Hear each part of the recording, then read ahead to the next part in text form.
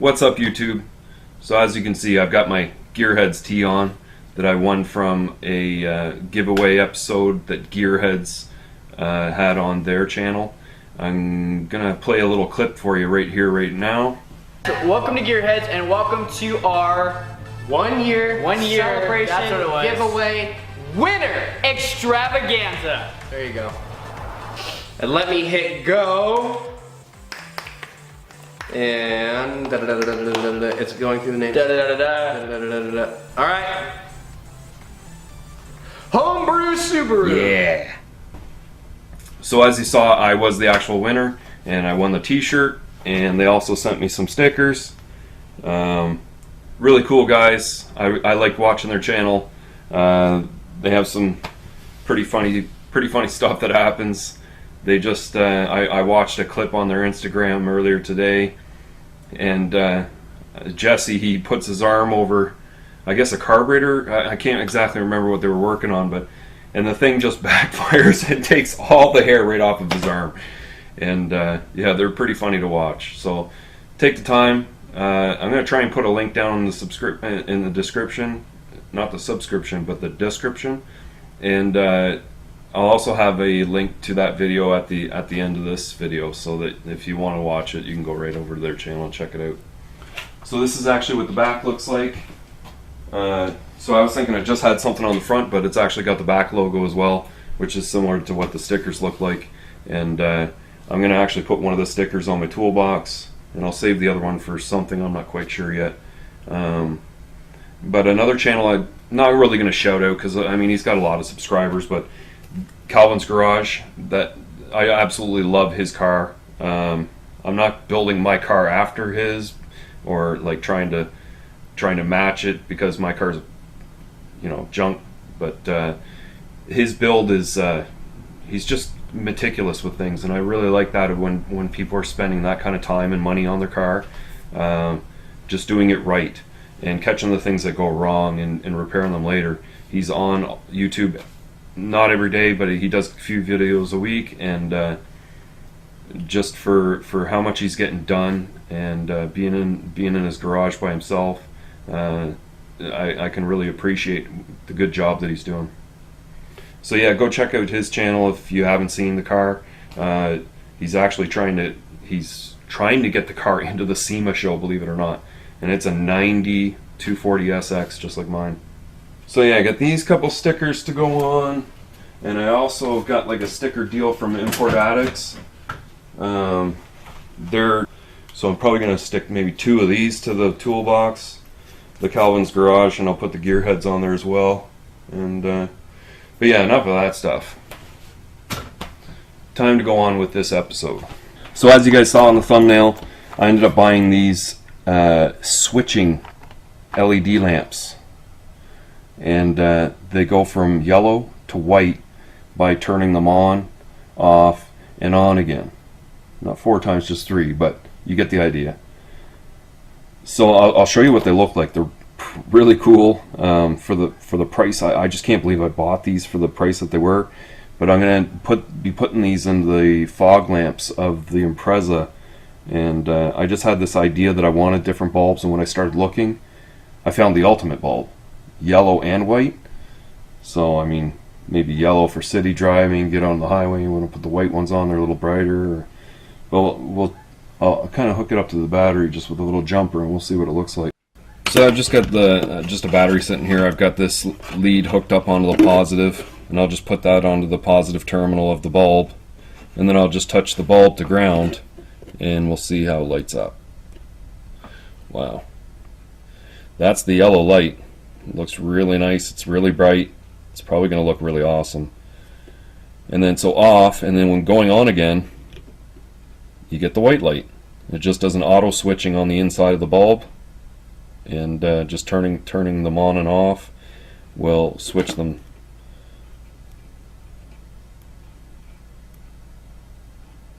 So I mean, you can think of the uses you could probably get at this style bulb, but I think they're just going to be absolutely awesome in the fogs of the Impreza. So I don't know how easy the bulbs are going to be to install in the Impreza fogs. It's been years since I've had them out. I can't remember if you got to take out the entire bulb housing to change the bulb, but I have had those out because they're not original to that bumper. Originally they're from another car that I had, and the actual glass lenses were coming off the housing, so I took them all apart, cleaned them all up.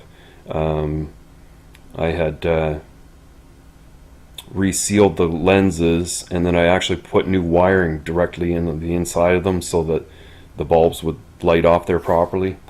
So I'm just gonna have to pull the car in and see how easy they are to change. Hopefully they're easy. But before I can pull in the Impreza, I've came home and the battery in the 240 is dead. So I've had it on trickle charge because that charger just sucks, and it's already been overloading. So once I get this thing started, I know the Audi will start. I've already run it, but I got to get both cars out of the way so that I can bring the Impreza in, and I'll probably run it up on the ramps to make it a little easier to change these bulbs.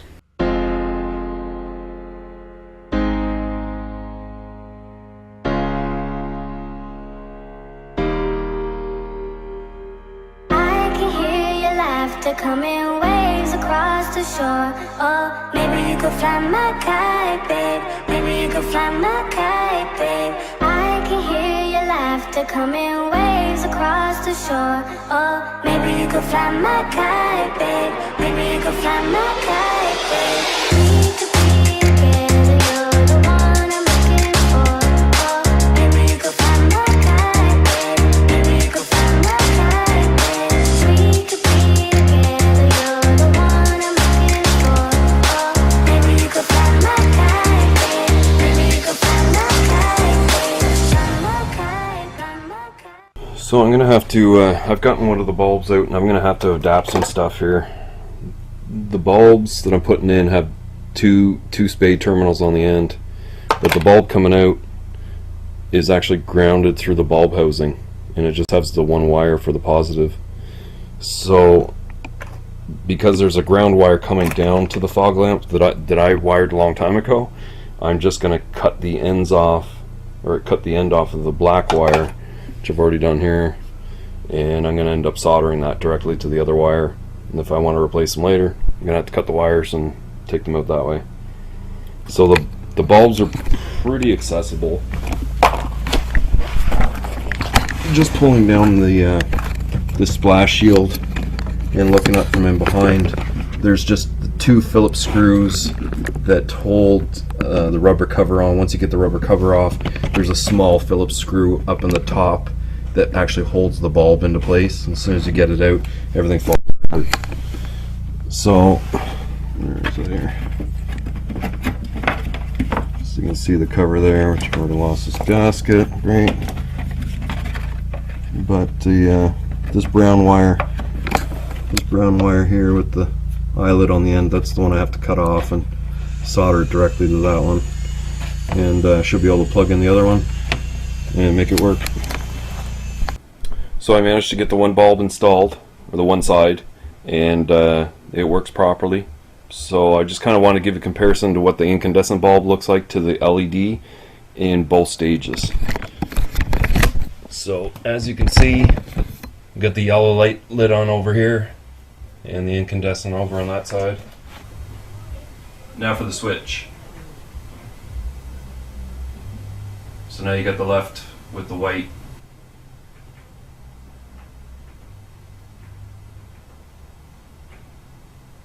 See, I really like the yellow light. I like the white as well. I mean, they both look good. I don't think they're going to be really, really bright, but they're certainly going to give quite a bit of an appearance to the front of the car rather than that incandescent. So I'll get that one in, and we'll see what they look like together. So now I have the passenger side all wired in.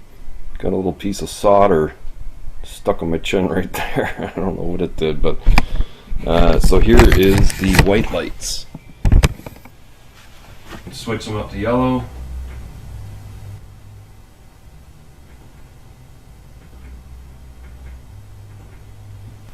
So I mean, they are pretty cool. They're really neat the way they work. LED technology's come so far, and just to be able to get a set of bulbs that switch so cheap. Now that I've got that done, that was pretty much what the video was about. But while I've been underneath here, I wanted to check my exhaust leak, because I mentioned that in the last video when I just did a little bit of maintenance on this thing. And I thought it was where the header meets the up pipe going to the turbo, because I know that's a pretty bad connection. I've had to do gaskets there before. But since I've been back from my trip, I've just noticed the exhaust being excessively noisy. It seems to be getting worse, but day by day. So just having a look underneath there, I was surprised to find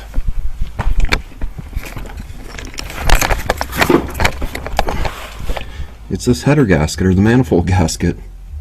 It's been spitting right out the side here. So I did actually have a reasonably good gasket. It's a used one that I held onto, and it couldn't be very old because it's just got a little bit of rust there. It doesn't even show any real, like it was used, but I'm sure it was.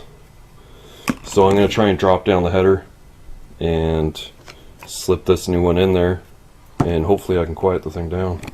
So I loosened all the hardware for the header, and I was able to just drop the passenger side just a little bit and get the driver's side down enough I could slip the gasket out and put the replacement one in. Here's the gasket that came out of it, and you can actually see this has been burning right through there for a while. There's no material left on the inside of it, baked right out of there. The bolts were a little bit loose, and this rear bolt here is pretty difficult to tighten up because of the subframe kind of being in the way and the design of the header. But I got them all really tight.